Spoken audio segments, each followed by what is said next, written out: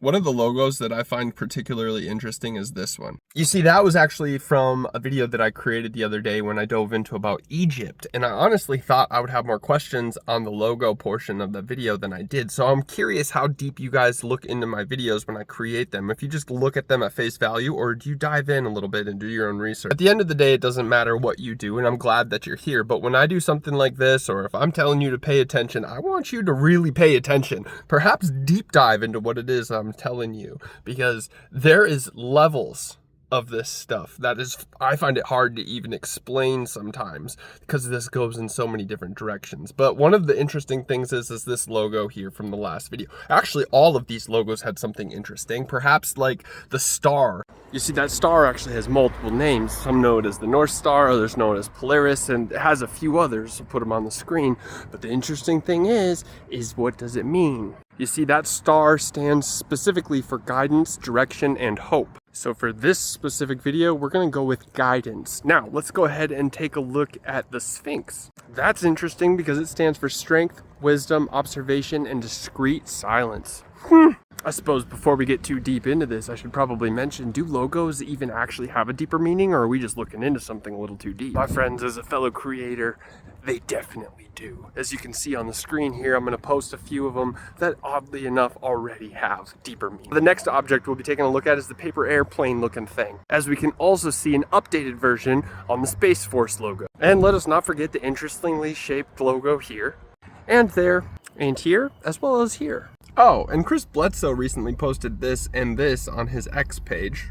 And with his comments saying the Sphinx has his eye on the star, the only thing is he names it the Star of Regulus, when in reality, from research in astronomy, it states that it's the Star of Polaris, or the North Star. So he was incorrect there, but still, is he onto something? So at this point, it's probably safe to assume that whatever that is, it's playing a much larger role than what you first originally thought, isn't it? So the symbol is known as Delta, and it's a very powerful logo. We see it everywhere, even on a compass pointing north. So again, guidance, as I spoke about earlier in the video, it's interesting, but this logo truly seems to mean the past, present, and future of the company in all its heritage and all of its glory. Another thing that I noticed is it's shaped essentially like a pyramid, and it's not the only thing. Look at, as we can see, it's broken down into 3 segments of the pyramid all the way up to the top, representing portions of the Space Force. Do not forget, at the top of the pyramid, we have the Eye of Horus. Interestingly enough, or Horus, however you want to say it,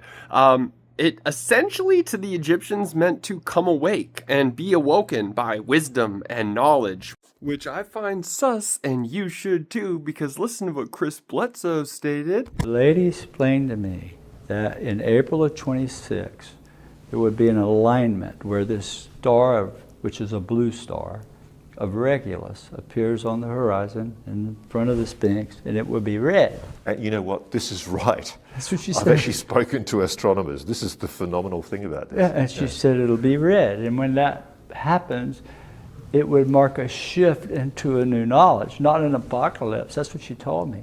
It doesn't mean Jesus is coming back. There's a new knowledge that's coming. What is that? Is it under the pyramids they've discovered something? Is it the Hall of Records? Is it disclosure? So yeah, that's a little interesting. Also, don't forget to take a look at the electricity, because this seems to be on quite a few of them as well. And apparently that means speed, strength, and power of operations of the Space Force. Little sus, one might say. Also, do not forget the fact that recently the Space Force just got moved and renamed by Donald Trump to, like, what was it, to Rocket City or something like that. And the other interesting thing I could find about all of this is that it seems to lead us back to a company called NASIC.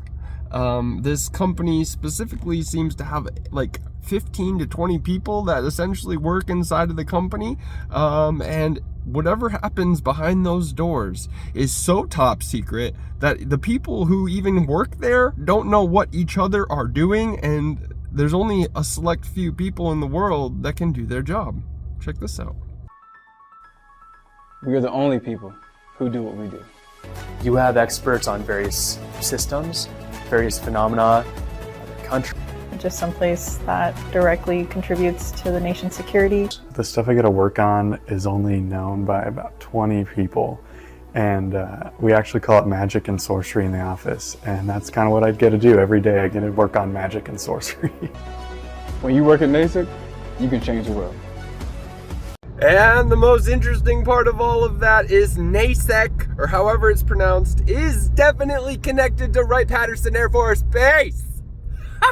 So, now, if you have not been paying attention like I've been asking you to do, the reason why this is so fucking cool is because Wright-Patterson Air Force Base is also connected to what Rouse Colhart has recently came out and stated that Wright-Patterson Air Force Base was what was connected behind the Tic Tac. Ah! Pay attention, you guys.